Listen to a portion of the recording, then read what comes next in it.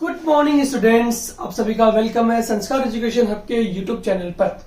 बच्चों, आज के लेक्चर में हम लोग स्टार्ट करने वाले हैं न्यू चैप्टर को, that is GOC, general organic chemistry. Chapter की बात की जाए तो ये चैप्टर काफी ज्यादा इंपॉर्टेंट चैप्टर है, बिकॉज इस चैप्टर के जो बेसिक कॉन्सेप्ट्स आप लोगों को यहाँ मैं देने वाला हूँ, उन कॉन्सेप्ट्स की हेल्प से आप लोग 12th क्लास की ऑर्गेनिक केमिस्ट्री को इजीली सॉल्व कर पाएंगे। ठीक है, यानी कि ये काफी ज्यादा आपको इंपॉर्टेंट रोल प्ले करने वाली है 12th क्लास की ऑर्गेनिक केमिस्ट्री की जो एक बुक चलती है हमारे, उसके अंदर वो बुक आपको काफी इजी लगने लगेगी जब आपको इस चैप्टर के सारे बेसिक कॉन्सेप्ट्स इजीली क्लियर होने लग जाएंगे। ठीक है, तो स्टार्ट करते हैं न्यू चैप्टर को, that is general organic chemistry. यानी ऑर्गेनिक केमिस्ट्री के जो बेसिक कॉन्सेप्ट होते हैं उन कॉन्सेप्ट को हम यहाँ पर एक्सप्लेन करेंगे, वेल डिफाइन करेंगे इस चैप्टर के दौरान। ठीक है, तो स्टार्ट करते हैं सबसे पहले ऑर्गेनिक केमिस्ट्री से। ऑर्गेनिक केमिस्ट्री बात करेंगे कि ऑर्गेनिक केमिस्ट्री हम किसे कहेंगे, व्हाट इज ऑर्गेनिक केमिस्ट्री। तो सीधी सी बात है, the branch of chemistry in विच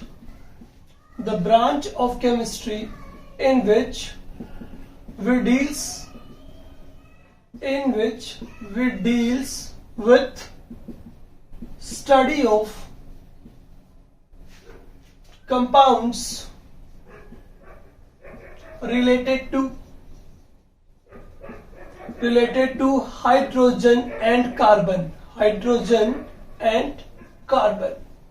ठीक है, मतलब हमारे पास में ऑर्गेनिक केमिस्ट्री जो है वो केमिस्ट्री की वो ब्रांच होगी जिसके अंदर हम डील करते हैं हाइड्रोजन और कार्बन से रिलेटेड कंपाउंड्स को। ठीक है, उन कंपाउंड्स की स्टडी करेंगे जो आपके रिलेटेड होते हैं कार्बन एंड हाइड्रोजन से। अब ऑब्वियसली कार्बन एंड हाइड्रोजन से रिलेटेड कंपाउंड्स की अगर हम बात करते हैं तो सिंपली कह सकते हैं कि दीज कंपाउंड्स आर हाइड्रोकार्बन।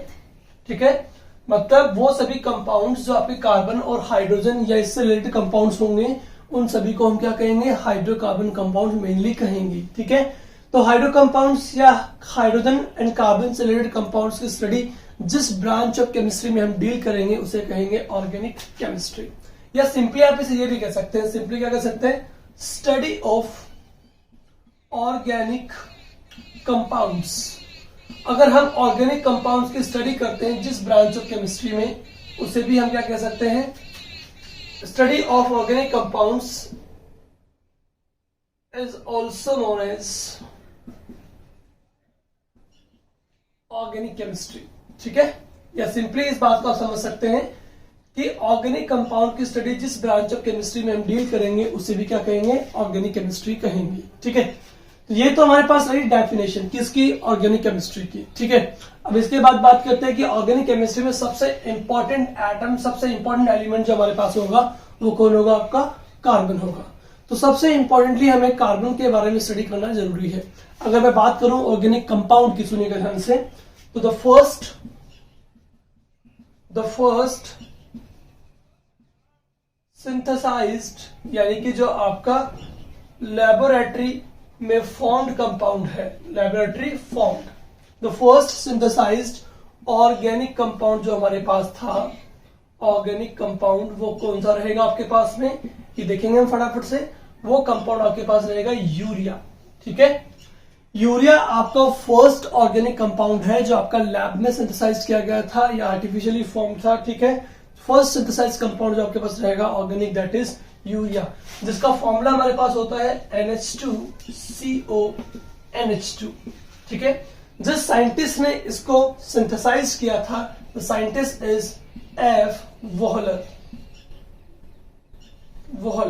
तो इसे वोहलर सिंथेसिस कहा जाता है। ठीक है ना, कैसे ये बना था, जब आप अमोनियम साइनेटो लेते हैं NH4CNO, ठीक है, और इसको हल्का सा करते हैं आप हीट एक स्पेसिफिक टेम्परेचर के ऊपर, तो हीट करने से ये आपका रीअरेंज हो जाता है। क्या हो जाता है, रीअरेंज, और क्या बनाता है, NH2CONH2, यानी कि यूरिया का फॉर्मेशन करेगा। देखिएगा नाइट्रोजन यहाँ पे कितने टोटल 2 हैं, तो N and N, हाइड्रोजन 4 है, 2 and 2, एंड एक C है, एक ऑक्सीजन है। तो इस तरह से ओनली थोड़ा बहुत स्पेसिफिक टेम्परेचर के ऊपर जब हम अमोनियम साइनेटो, क्या है आपके पास, अमोनियम साइनेटो, इसको हम हीट करते हैं तो ये हीट होने से थोड़ा सा रीअरेंज होता है और रीअरेंज होकर हमारे पास क्या फॉर्म करता है, यूरिया फॉर्म करता है। ठीक है, तो सिंपली हमने देखा डेफिनेशन ऑफ ऑर्गेनिक केमिस्ट्री। ठीक है, क्या होती है, हाइड्रोजन एंड कार्बन से रिलेटेड कंपाउंड्स की स्टडी। जिस ब्रांच ऑफ केमिस्ट्री में हम डील करते हैं उसे बोलेंगे ऑर्गेनिक केमिस्ट्री। ठीक है, ऑर्गेनिक केमिस्ट्री हम कह सकते हैं simply study of organic compounds. जितने भी ऑर्गेनिक कंपाउंड्स को हम जिस ब्रांच ऑफ केमिस्ट्री में डील करेंगे उसे कहेंगे ऑर्गेनिक केमिस्ट्री। ठीक है, और सिंपली कह सकते हैं कि जो हमारे पास में फर्स्ट सिंथेसाइज्ड या लेबोरेटरी में फॉर्म्ड हमारे पास में ऑर्गेनिक कंपाउंड था वो था आपका यूरिया। कैसे बना, किसने बनाया, एफ वॉलर साइंटिस्ट है हमारे पास में, इन्होंने इसे सिंथेसाइज किया था। सिंपली अमोनियम साइनेटो को हीट किया, उसको हल्का सा रीअरेंज कर दिया हीट के साथ में, तो हमारे पास में यूरिया का फॉर्मेशन हो गया था। फटाफट से ले लीजिए स्क्रीनशॉट। इसके बाद में हम मूव करेंगे किसके ऊपर, कार्बन पर, कि कार्बन की क्या क्या जनरल प्रॉपर्टीज हमारे पास में होती हैं, उनसे रिलेटेड कंपाउंड्स कौन कौन से होंगे, उसके बाद में पर्टिकुलर हम मूव करेंगे हमारे चैप्टर के ऊपर। फटाफट से ले लीजिए इसका स्क्रीनशॉट। चलिए हो गया। अब देखेंगे हम particular structure property of carbon atoms की। ठीक है, कार्बन के जो सबसे पहले स्ट्रक्चर हमें दी गई थी वो दी गई कैलकुले से, तो इसे बोलेंगे कैलकुले स्ट्रक्चर ऑफ कार्बन। ठीक है, या आप कह सकते हैं प्रॉपर्टीज ऑफ कार्बन। हम जनरल इंफॉर्मेशन भी देखेंगे कार्बन के साथ में, तो हमारे पास क्या होगी देखिएगा ध्यान से। कार्बन की अगर हम बात करते हैं तो उसका एटॉमिक नंबर जो हमारे पास होता है, एटॉमिक नंबर वो रहेगा आपका 6। ठीक है, पीरियोडिक टेबल में हम बात करते हैं तो ये हमारे पास में 6 नंबर पे प्रेजेंट होता है। ठीक है, नंबर ऑफ इलेक्ट्रॉन अगर 6 ही होंगे इसमें, जब आप न्यूट्रल स्पीसीज की बात करते हैं, नंबर ऑफ प्रोटॉन्स कितने होंगे, 6 ही होंगे, बिकॉज नंबर ऑफ प्रोटॉन को ही हम क्या बोलते हैं, एटॉमिक नंबर। ठीक है, नंबर ऑफ न्यूट्रॉन्स भी कितने होंगे, 6 ही होंगे। जब 6 + 6 न्यूट्रॉन होते हैं तो उसका आइसोटॉप कौन सा बनता है आपके पास में, 6C12 का। जबकि हमें पता है कार्बन के टोटल 3 आइसोटॉप्स होते हैं, 12, 13 एंड 14। यानी कि नंबर ऑफ न्यूट्रॉन जो है वो आपके वेरी यहां पे कर सकते हैं। ठीक है, इसके बाद हम बात करते हैं तो बात करेंगे इसके जनरल इलेक्ट्रॉनिक कॉन्फ़िगरेशन की। तो इसका जो इलेक्ट्रॉनिक कॉन्फ़िगरेशन आपके पास रहेगा वो आप लोगों ने सीख लिया था स्ट्रक्चर ऑफ एटम में। क्या था आपके पास, 1s2, 2s2 एंड 2p2, यानी कि 4 इलेक्ट्रॉन्स रहेंगे आपके आउटर मोस्ट शेल के अंदर। ठीक है, इसके बाद बात करते हैं तो देखेंगे कैकुले ने कहा था all carbon atoms, the carbon atom has tetravalency. क्या होती है, टेट्रावेलेंसी होती है, यानी इसके आउटर मोस्ट शेल में कितने इलेक्ट्रॉन्स प्रेजेंट होते हैं, 4। दैट मींस इसकी जो वैलेंसी होगी वो क्या होगी, टेट्रावेलेंसी। एंड वैलेंसी के बारे में अगर आपने पढ़ा होगा केमिकल बॉन्डिंग में, तो वैलेंसी का मतलब क्या होता है, combining capacity of an element. किसी भी एलिमेंट की कंबाइनिंग कैपेसिटी क्या होती है, उसकी वैलेंसी होती है। इसका मतलब सिंपल सा क्या हुआ बच्चों, कि कोई भी एटम या कोई भी एलिमेंट जो है वो कितने number of bonds total form कर सकता है, वो उसकी वैलेंसी होती है। अगर कार्बन की बात की जाए तो क्या, टेट्रा का मतलब इसकी वैलेंसी कितनी होगी, 4। इसका मतलब कार्बन जो होता है वो टोटल जो है ना वो आपके पास से 4 बॉन्ड्स फॉर्म कर सकता है। ठीक है ना, तो यहां पे लिखेंगे it may be form single, double and triple bonds with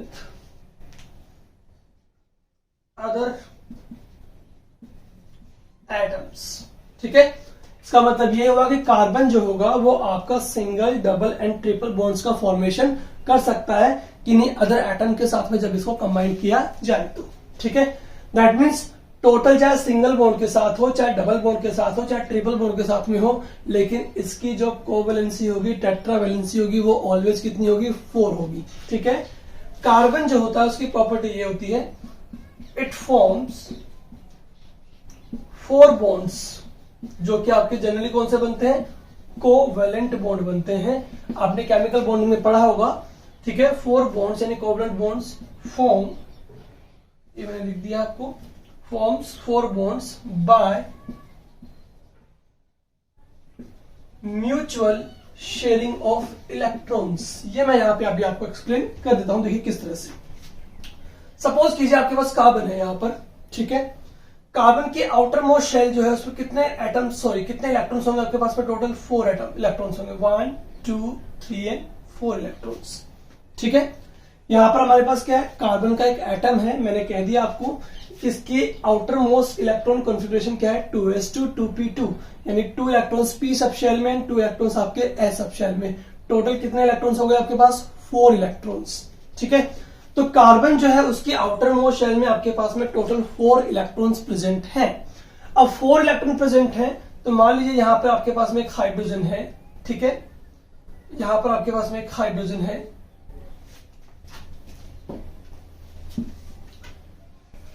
चलिए देख लेते हैं एक बार आपको कितना विजिबल हो पाएगा। चलिए मैं आप यहां से ऊपर से रफ कर रहा हूं, फटाफट से इसका स्क्रीनशॉट ले लीजिएगा आप, ठीक है।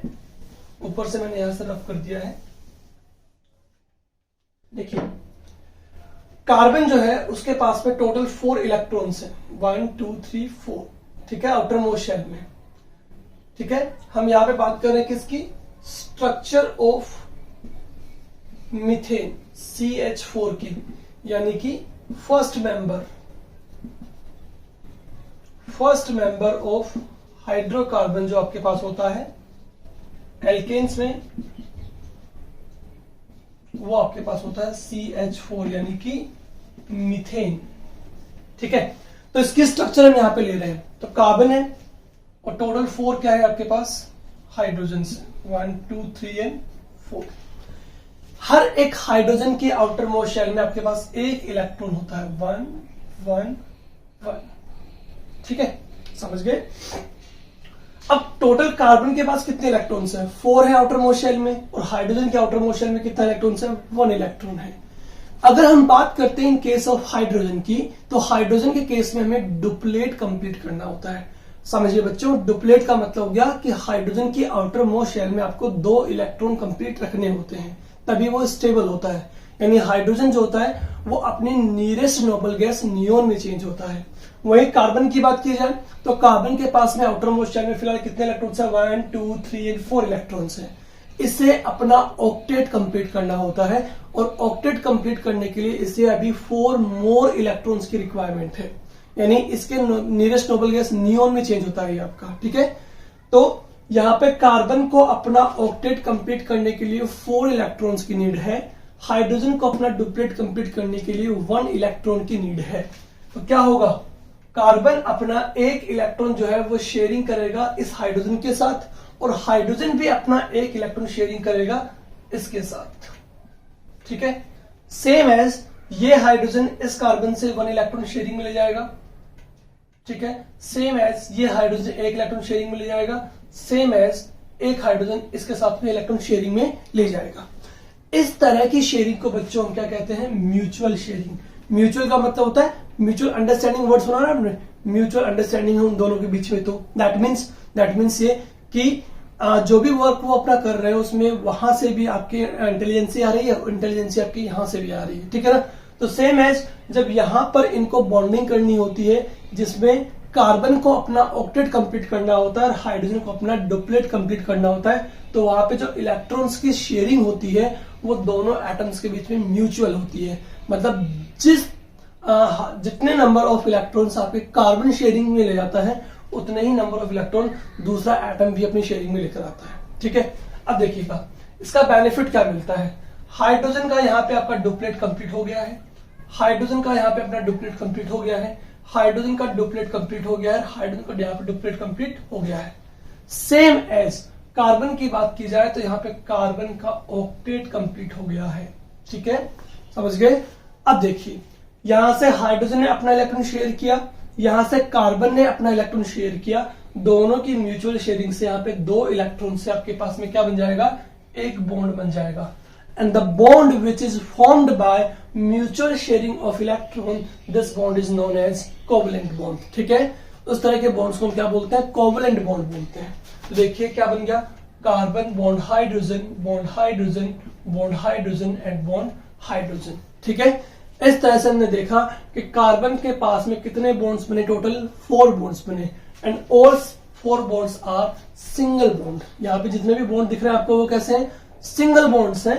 4 बॉन्ड आपके यहाँ पे टोटल बने हैं। इसका मतलब यहाँ पे जो इनकी कोवैलेंसी है, ठीक है, कोवैलेंसी है कार्बन की, वो कितनी है, 4 है।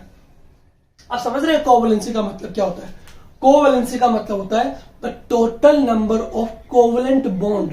कितने कोवलेंट बॉन्ड बने देखिए यहाँ पे, एक कोवलेंट बॉन्ड यहां बना, एक यहां बना, एक यहां और एक यहां, कितने बने, 4 कोवलेंट बॉन्ड्स बने।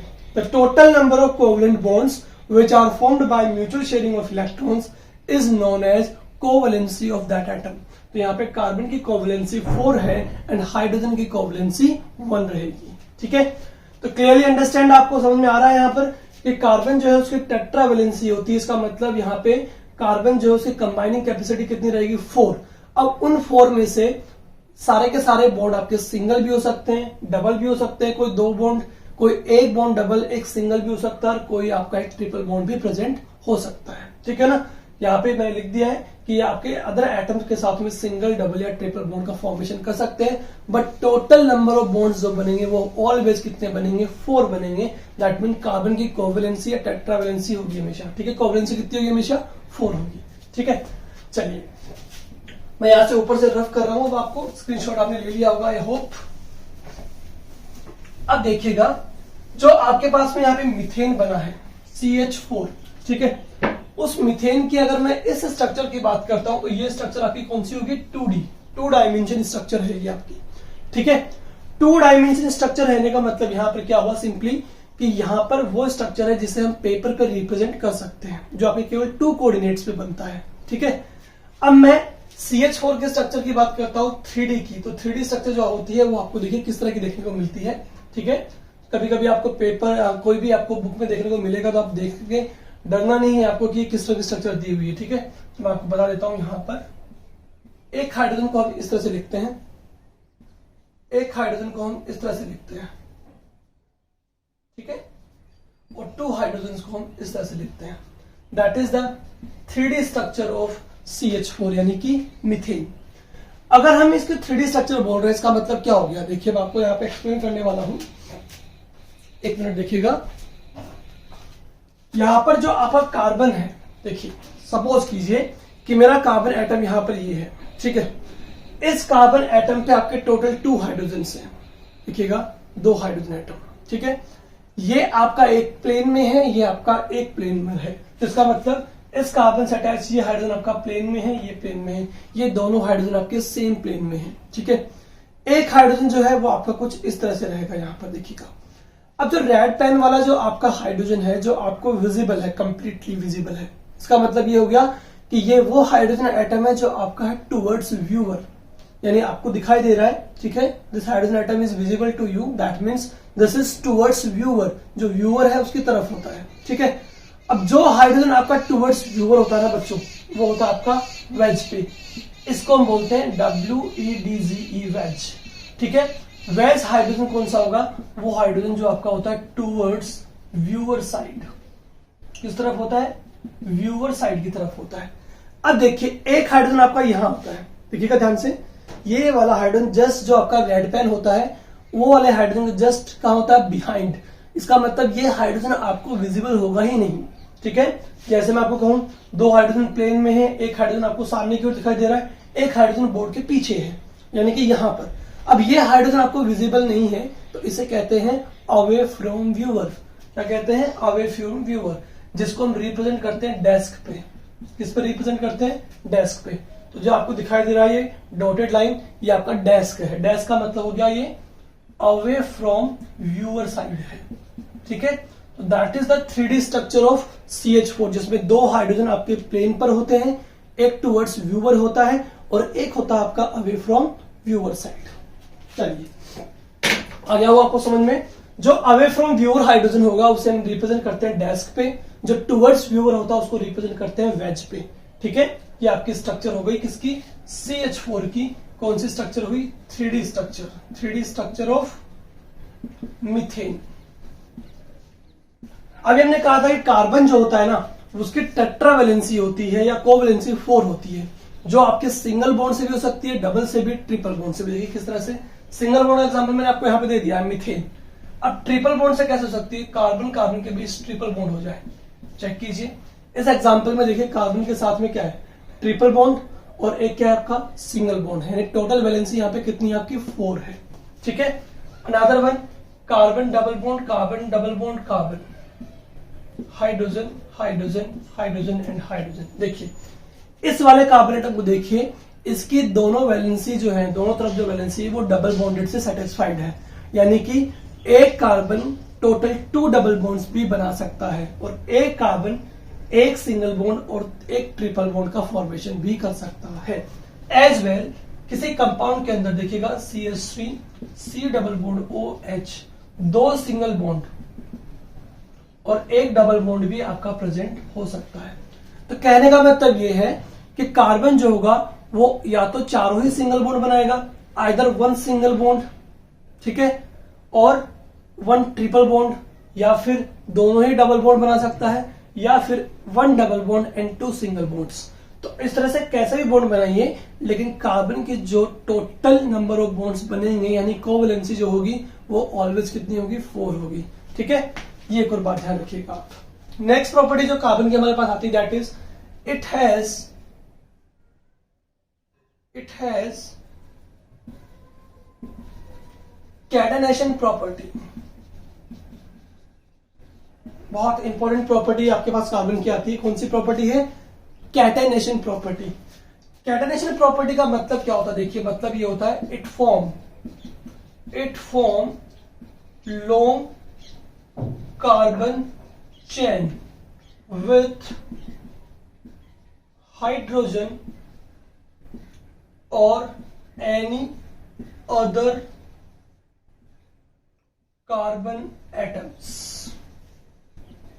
सिंपल सी बात है। क्या बात है, कैटेनेशन प्रॉपर्टी जो होती है वो कार्बन के अंदर बहुत ज्यादा होती है। ठीक है, तो ऐसा बोलेंगे कि इट हैज कैटेनेशन प्रॉपर्टी। अब कैटेनेशन प्रॉपर्टी वर्ड का मतलब क्या होता है वो मैं यहाँ पे आपको एक्सप्लेन कर रहा हूं कि कार्बन के अंदर एक टेंडेंसी होती है या प्रॉपर्टी होती है कि कार्बन जो होता है वो अदर एटम्स ऑफ हाइड्रोजन या अदर एटम्स ऑफ कार्बन के साथ में ज्वाइन होकर के एक लॉन्ग चेन का फॉर्मेशन करते हैं। इस प्रॉपर्टी को हम बोलते हैं कैटेनेशन प्रॉपर्टी। एग्जाम्पल आप यहाँ पे देख सकते हैं। एग्जाम्पल किस तरह से है, carbon CH3 CH2 CH2 CH2 CH3, इस तरह से। ये तो मैंने यहाँ पे टोटल 5 कार्बन ही बना के दिखाए हैं आपको। अदरवाइज कार्बन की ये प्रॉपर्टी होती है कि ये 100 200 300 4 कितने भी कार्बन एटम्स के साथ पे लिंक करके एक लॉन्ग चेन का फॉर्मेशन करते हैं। इस प्रॉपर्टी को हम बोलते हैं क्या, कैटेनेशन प्रॉपर्टी। ठीक है, अब जितनी भी इंफॉर्मेशन मैंने आपको यहाँ पे पढ़ाई है ना, वो इन्फॉर्मेशन आपको आपकी 10th क्लास की बुक में भी मिल जाती है। ठीक है, जब आप 10th क्लास में चैप्टर पढ़कर निकलते हैं कार्बन एंड इट्स कंपाउंड, तो वहां पर ये सारी इन्फॉर्मेशन आपको ऑलरेडी मिली हुई है। ठीक है, तो वो 10th क्लास की जो इन्फॉर्मेशन है उन्हीं के साथ में हम यहाँ पे अपने चैप्टर को आगे की ओर मूव ऑन करेंगे। ठीक है ना, समझ रहे मेरी बात को। चलिए, तो यहाँ पर हमने देखी कार्बन की प्रॉपर्टीज, किस तरह से कार्बन आपके पास में बिहेव करता है, क्या क्या उसके अंदर इंपॉर्टेंट प्रॉपर्टीज हमारे पास होती हैं। ठीक है, तो ये कार्बन की प्रॉपर्टीज होने के बाद हम नेक्स्ट जो हमारा टॉपिक होगा उस पर मूव करेंगे, that is classification of hydrocarbon. फटाफट से ले लीजिए इसका स्क्रीनशॉट। हो गया। चलिए, नेक्स्ट टॉपिक जो हमारे पास होने वाला है वो है हमारे पास में क्लासिफिकेशन ऑफ ऑर्गेनिक कंपाउंड्स, या you can say classification of hydrocarbon. आपको लगेगा हाँ 10th क्लास से स्टार्ट कर रहे हैं। ठीक है, जब भी आप चैप्टर को स्टार्ट करेंगे तो आपको ये फील जरूर आएगा कि हम लोग 10th क्लास को कंटिन्यू करते हुए चैप्टर को आगे की ओर लेके चलेंगे। चलिए, नाउ नेक्स्ट जो हमारे पास रहेगा वो मूव करेंगे किस पे, क्लासिफिकेशन ऑफ हाइड्रोकार्बन्स। हाइड्रोकार्बन क्यों कह रहा हूं मैं, बिकॉज वी नो दैट कि ऑर्गेनिक केमिस्ट्री में हम हाइड्रोजन एंड कार्बन से रिलेटेड कंपाउंड्स को स्टडी करते हैं। ठीक है, या you can say organic compounds. ठीक है, तो ऑर्गेनिक कंपाउंड्स या हाइड्रोकार्बन जो हमारे पास होगा उनका क्लासिफिकेशन हम यहाँ पे करने वाले हैं। देखिएगा, सबसे पहले इन्हें आप 2 पार्ट में क्लासिफाई करते हैं, दैट इज एसाइक्लिक या you can say aliphatic hydrocarbon. बहुत सारे बच्चों को यह नहीं पता होगा कि इन्हें हम एलिफैटिक क्यों कहते हैं, ठीक है, सबसे इंपॉर्टेंट बात। और एसाइक्लिक वर्ड का मतलब क्या हो गया? एसाइक्लिक का मतलब हो गया if carbon chain present in open chain, ठीक है।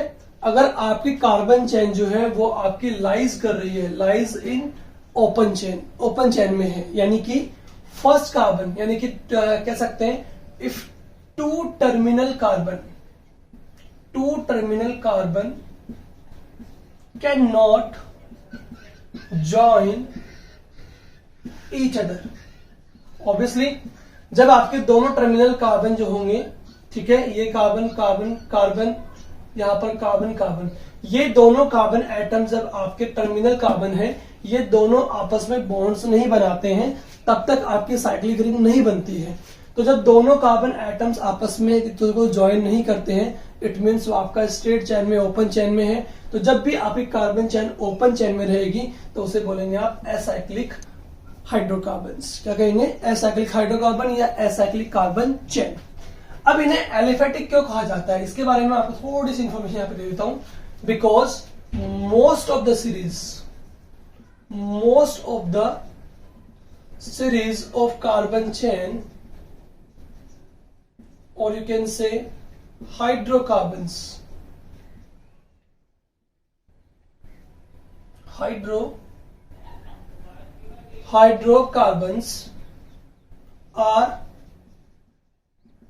arises from animal fat। समझ पा रहे हैं? ठीक है, कि जो हाइड्रोकार्बन की बहुत सारी ओपन चेन में जो सीरीज आपको मिलती हैं, उनमें से काफी कुछ सीरीज जो है वो आपको एनिमल फैट से डिराइव हुई है, वहां से मिली है।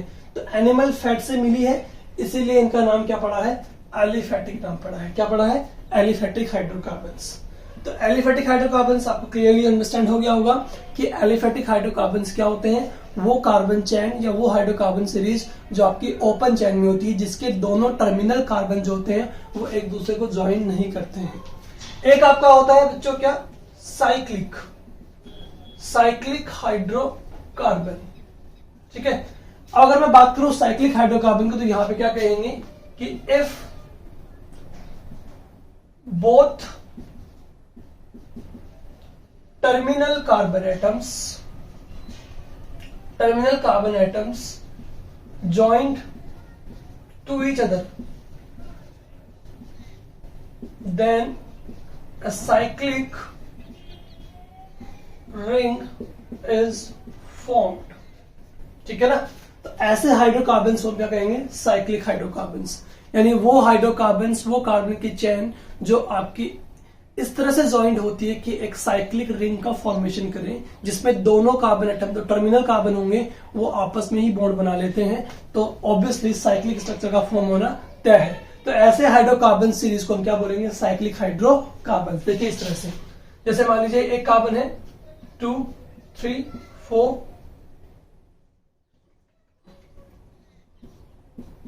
ये लीजिए। ठीक है, तो यहां पर एक कार्बन एटम जो है वो टर्मिनल कार्बन एटम से क्या कर रहा है? लिंक कर रहा है। इसका मतलब यहां पर आपके पास साइक्लिक रिंग बन जाएगी। समझिए किस तरह से मैं कह रहा हूं आपसे।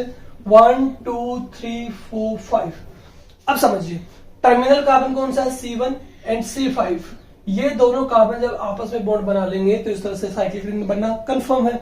तो साइक्लिक रिंग बन जाएगी आपकी 5 मेंबर की। ठीक है, तो ये डिफरेंस होता है आपके पास में एसाइक्लिक और साइक्लिक हाइड्रोकार्बन्स में। साइक्लिक हाइड्रोकार्बन्स वो होंगे जिसमें आपके हाइड्रोकार्बन या सीरीज ऑफ कार्बन जो होगी, उसके दोनों टर्मिनल कार्बन्स एक दूसरे को ज्वाइन कर लेंगे और साइक्लिक रिंग बना लेंगे, जबकि ये आपके ओपन चेन में होते हैं। ठीक है, बात करते हैं इनकी। तो ये आपके दो टाइप्स के होते हैं। क्या क्या? एक होगा आपके पास में सैचुरेटेड होगा और एक होगा आपके पास में अनसैचुरेटेड होगा। ठीक है, अब सैचुरेटेड और अनसैचुरेटेड में क्या डिफरेंस होता है, ये भी आप 10th क्लास में इजिली पढ़ चुके हैं। सैचुरेटेड का मतलब होता है वो कार्बन सीरीज जिसपे कार्बन और कार्बन के बीच आपका सिंगल बॉन्ड प्रेजेंट होता है, और अनसैचुरेट का मतलब होता है जिसमें कार्बन और कार्बन के बीच में या तो ट्रिपल बॉन्ड या आपका डबल बॉन्ड प्रेजेंट होता है। ठीक है, एग्जाम्पल की बात करते हैं तो carbon single bond, carbon bond CH3 CH2 CH2 CH2, carbon की वैलेंसी 4 होगी ना, टेट्रावेलेंट। देखिए तो ये आपके पास में बना सैचुरेटेड कार्बन्स, यानी यहां पे कह सकते हैं कि कार्बन कार्बन के बीच में सिंगल बॉन्ड प्रेजेंट है। एक कंपाउंड हमने लिया CH2 CH double bond CH CH2 C triple bond CH, इसमें हमारे पास double bond triple bond present है तो इसे हम बोलेंगे अनसैचुरेटेड, जबकि ये कैसा होगा आपका सैचुरेटेड। साइक्लिक कंपाउंड की बात करते हैं तो साइक्लिक कंपाउंड की बात हम जब करेंगे तो यहां पर कहेंगे कि साइक्लिक कंपाउंड जो आपके पास में रहेगा, स्ट्रक्चर मैंने यहां बना दी इसकी, ठीक है, एग्जाम्पल। साइक्लिक कंपाउंड की जब हम बात करते हैं तो हम क्या कहेंगे कि cyclic compounds are also divided into two types. ठीक है, एक आपका होगा होमोसाइक्लिक, जबकि एक होगा आपका हेट्रोसाइक्लिक।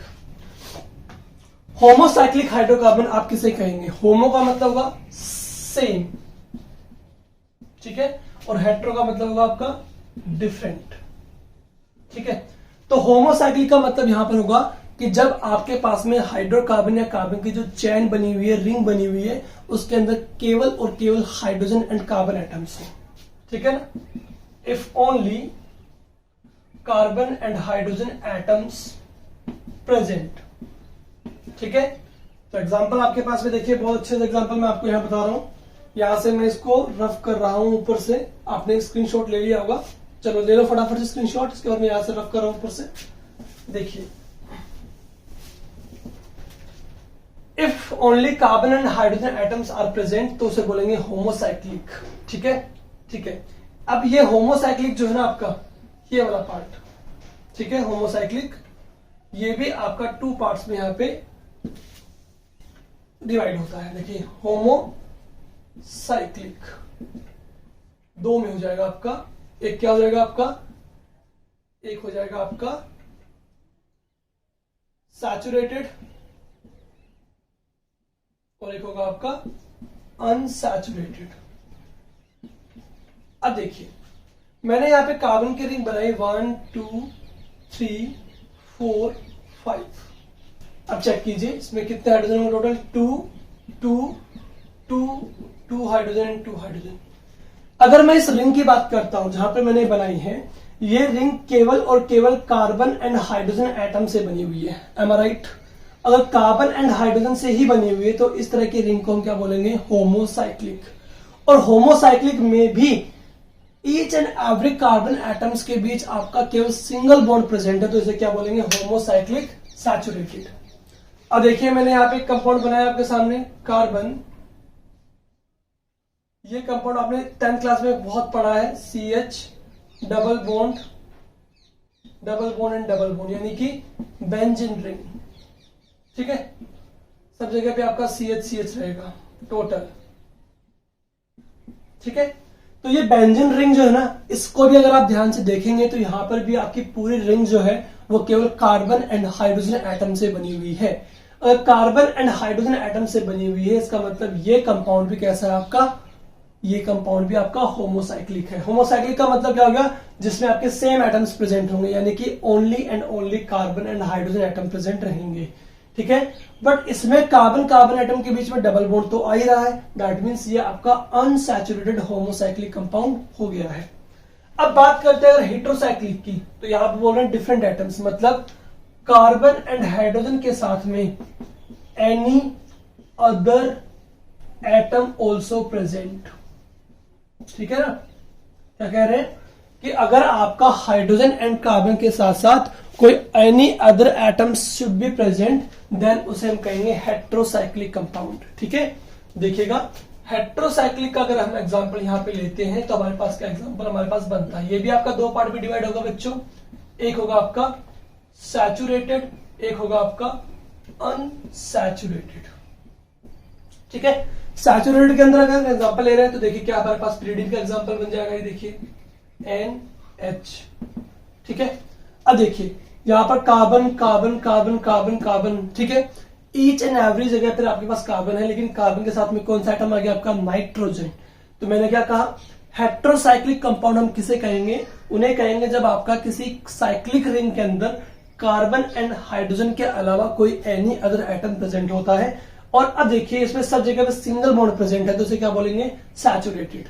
ठीक है, अब आते हैं नेक्स्ट पे जो आपका है अनसैचुरेटेड। तो देखिए अनसैचुरेटेड में हमने एग्जांपल लिया ऑक्सीजन के साथ में, ये लीजिए, ठीक है, यहाँ पे ले लिया मैंने डबल बॉन्ड, इसे बोलते हैं फ्यूरेन। क्या बोलते हैं, फ्यूरेन। अब देखिए ऑक्सीजन जो एटम है वो आपका डिफरेंट एटम है, यानी अदर देन है आपका कार्बन एंड हाइड्रोजन, तो बोलेंगे इसे क्या, हेट्रोसाइक्लिक। लेकिन हेट्रोसाइक्लिक में यहाँ पे डबल बॉन्ड प्रेजेंट है, यानी क्या हो गया आपका अनसैचुरेटेड।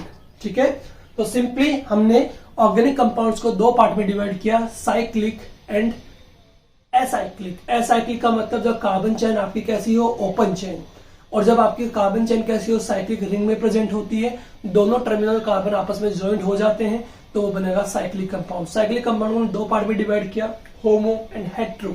होमोसाइक्लिक क्या होंगे, जिनमें आपके only same type of atoms present होते हैं, यानी कार्बन एंड हाइड्रोजन, तो उसे बोलेंगे होमोसाइक्लिक। ये दो पार्ट में डिवाइड होगा, सैचुरेटेड अनसैचुरेटेड। सैचुरेट का मतलब क्या, जहां पे कार्बन कार्बन के बीच सिंगल बॉन्ड प्रेजेंट होता है पूरे कंपाउंड में, और अगर कहां पर जिस भी कार्बन चेन में आपके पास double and triple bond present होगा तो उसे हम क्या कह देंगे, अनसैचुरेटेड।